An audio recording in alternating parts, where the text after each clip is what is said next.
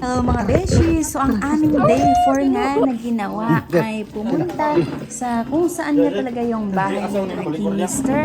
At syempre, na-meet namin ngayon yung lahat ng kapatid nga ng aking asawa. So by the way, yung husband ko, 7 silang lahat na magkakapatid. 6 na lalaki at isa lang yung girl nila. So ito na nga, kailangan naming sumakay ng bajari ba ang tawag? No? So, ito kasi yung uso dito sa kanila. So, kailangan naming sumakay nga para umuwi ulit dun sa kanila. So, by the way, kasi naka-stay kami sa Laak mismo or sa sentro, sa Laak proper, sentro ng Laak. Pero, ayun nga, 30 minutes pa yung kailangan i-travel mula nga sa sentro ng Laak. Papunta nga doon kina mister. So, ito na nga, na-meet ko, nakarating na kami dito sa lugar nila. At syempre, ayan, merong binigay si inay sa amin, yung nanay nga ni mister, nakakaibang prutas. At hindi ko pa talaga to nakikita. Ngayon ko lang nakita, kaya syempre, pinaayos ko or pinabuksan ko kay Happy para matikman. So, by the way, salamat pala sa mga family namin, sa mga family nga ng aking husband, 'di ba, sa Laak. And sobrang nag-enjoy kami sa aming vacation. Kaya maraming salamat sa warm welcome at syempre salamat din at nakita ni Baby Tala yung mga pinsan niya. So, napakarami talaga yung mga pinsan pala ng aking anak, maliban sa pinsan niya sa side ko. Sa mga anak ng kapatid ko, marami din yung anak ng kapatid ng aking asawa. So, ayan, may kunting kwentuhan habang naglalaro si Tala kasama yung mga pinsan niya. Ayan, at nagkikwentuhan kami ng kung ano-ano lang patungkol sa buhay-buhay. At alam nyo ba, ang fiesta talaga sa kanilang barangay ay sa September 26, pero dahil umuwi kami, abay may pa-advance na pa-lechon. So maraming salamat naman. At talagang napakasarap yung lechon na niluto nila. So, ayan na nga.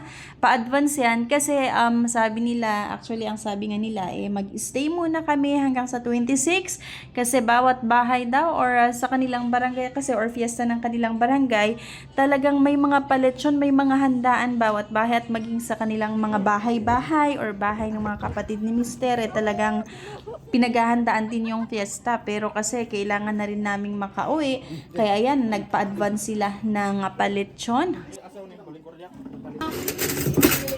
Hindi na ako ganun talaga sa mga karne, pero dahil nga sobrang masarap yung niluto nila na paletsyon, yung paletsyon ng family nga namin or especially nga ng mga kapatid ni Habi, ayan, ang sarap. So ayan, ipakita ko lang ulit, nakita nyo ba yung prutas na to or alam nyo ba kung ano yung prutas na to? Kasi sa akin talaga, ngayon ko lang to nakita, and sabi din ni husband na hindi mo siya makita kahit saan, bihira lang talaga. At oo, sa tingin ko nga, bihira talaga to nakita. Wala ito sa mall, wala akong nakikita na ganito sa mga mall. Ewan ko kung merong nagbebenta ng ganito, pero sa buong buhay ko talaga, ngayon ko lang to nakita. And ayan na nga, kagaya na sabi ko kanina, may unti nga pa kwentuhan. Siyempre, medyo mahaba-habang mga kwentuhan sa mga family nga namin, lalong-lalo nga ng mga kapatid ng aking asawa, at siyempre yung mga asawa din nila at yung mga pamangkin. And sobrang natuwa lang din ako kasi masaya sila na nadatnan namin, di ba?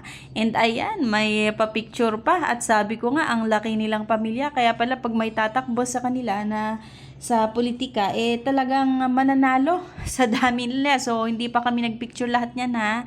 So, ayan talaga. And alam nyo ba, isang nakakatuwang kwento, ng asawa ko, kapag nandun kami sa bahay namin, lagi kong sinasabihan na mataba siya, pero noong nagkita-kita sila ng mga kapatid niya, payat pala yung husband ko kasi mas mataba yung mga kapatid niya. Ayan, so talagang malulusog din sila. Ayan, so after namin ng mga kainan, ng mahabang kwentuhan, bumalik na kami sa sentro ng Laak, kung saan nga kami naka-stay. And ayun, nanood nga kami ng kung ano-anong mga kung ano-anong mga presentation ng iba't ibang lugar nga. Kasi alam nyo ba na ang Laak ay may 57 barangay. So, isa pala ito sa pinakamalaking munisipyo sa Davao de Oro, yung Laak.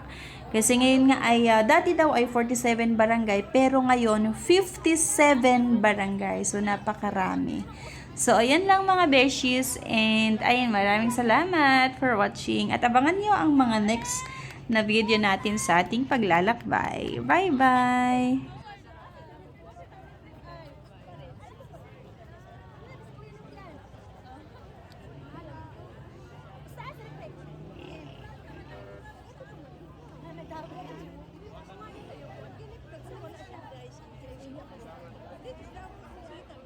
Ay, oh, iya siya sa final. Ay, diri akay.